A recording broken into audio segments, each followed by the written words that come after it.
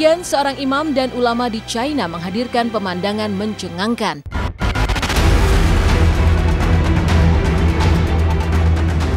Di negara di mana Islam menjadi minoritas itu, wafatnya Ma Changying pada Senin 16 Juli 2018 lalu justru diiringi ratusan ribu orang yang memenuhi jalanan mengikuti prosesi penyelenggaraan jenazah pria berusia 83 tahun tersebut. Penghormatan terakhir terlihat begitu luar biasa, di mana lautan manusia tumpah ruah di jalanan menyertai keranda jenazah untuk disolatkan di masjid.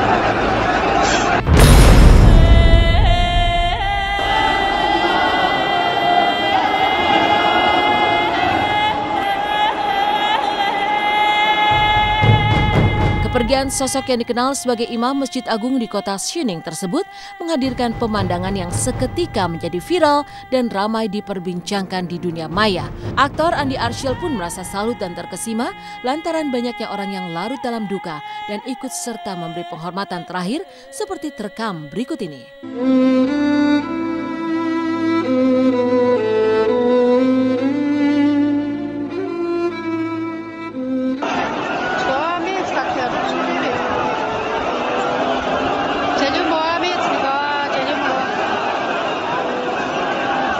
Dengan umur segitu, terus juga di sebuah negara yang, ya kalau di Indonesia mungkin itu menjadi suatu hal yang biasa kali ya.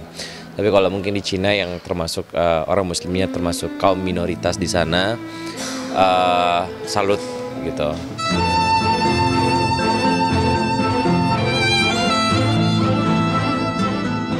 Di balik pemandangan luar biasa saat ratusan ribu orang turun ke jalan mengantarkan almarhum ke peristirahatan terakhir, terlihat jelas bagaimana Ma Changying begitu berjasa dan dihormati semasa hidupnya.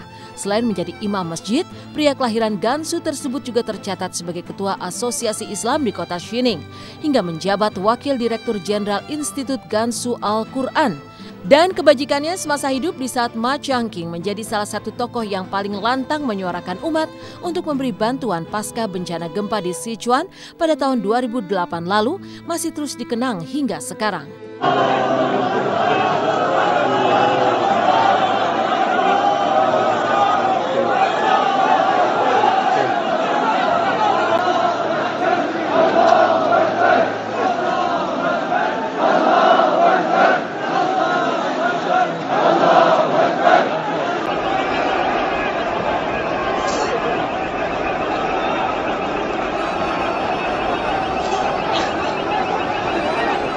Mungkin tuh hal yang memang yang diperlihatkan oleh Allah gitu, bahwa emang ini orang-orang ini emang benar-benar orang baik gitu loh. Emang orang yang mulia gitu, orang yang banyak bermanfaat buat banyak orang lain, bagi orang lain.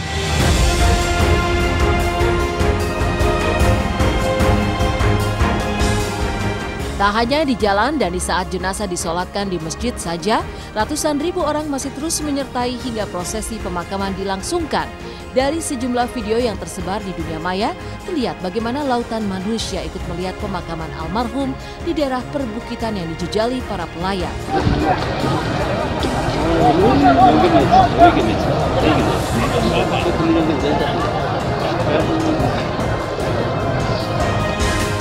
Jamaah yang menyolatkannya, mengantarkan dalam pemakamannya, ini adalah sebuah pertanda bahwa memang beliau adalah orang yang soleh.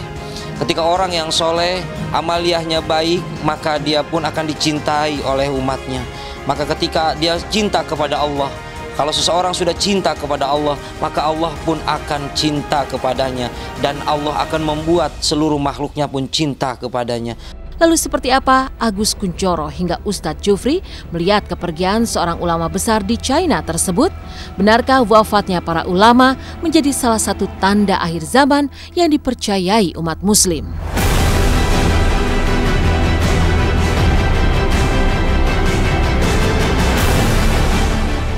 Kalau kita lihat di sini kan salah satunya banyak yang ulama yang meninggalnya juga diiringi oleh ribuan. Yang mengerikan itu adalah ketika banyak ulama-ulama bagus itu yang satu persatu diambil oleh Allah. Itu sih yang lebih menakutkan untuk kita gitu, karena salah satu tanda-tanda bahwa akhir zaman, bahwa ulama-ulama banyak yang dipanggil lebih dulu. Allah Subhanahu wa Ta'ala mencabut ilmu di alam dunia ini bukan dengan dicabutnya ilmu, tapi dimautkannya ulama.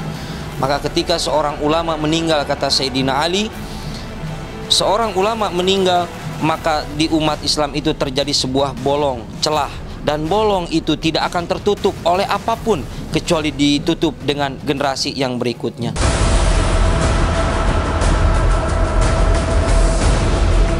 Kepergian seorang ulama memang selalu menyisakan duka mendalam bagi umat Islam.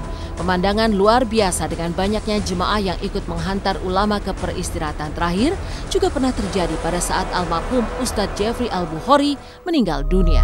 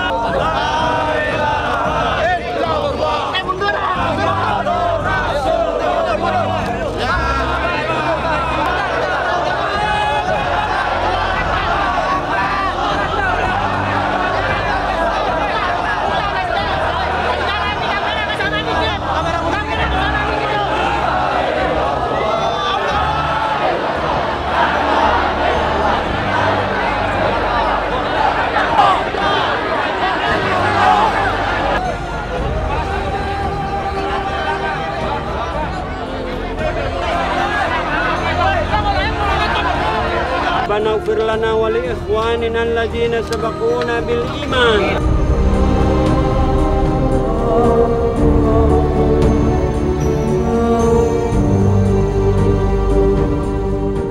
Seperti kata pepatah, gajah mati meninggalkan gading, harimau mati meninggalkan belang, manusia mati meninggalkan nama.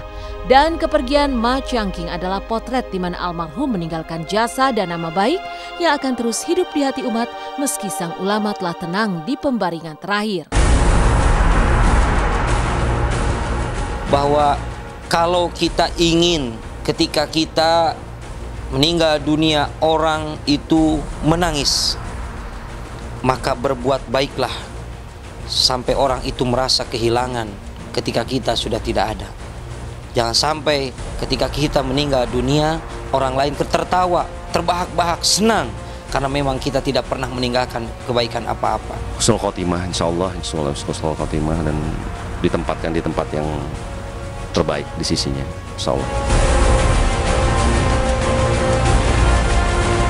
Dari duka ratusan ribu orang di China atas meninggalnya imam dan ulama besar di sana, seperti apa pula Eza Gionino yang akhirnya angkat bicara terkait kerikil di awal perjalanan rumah tangganya. Apa yang membuat Eza akhirnya nekat melangkah ke jenjang pernikahan meski sang ibunda tak memberi restu untuk dirinya. Sementara itu kontras dengan polemik rumah tangga Eza yang tanpa restu sang ibunda, bagaimana pula potret keharmonisan keluarga Usi Andika menikmati kebersamaan dengan anak-anak mereka.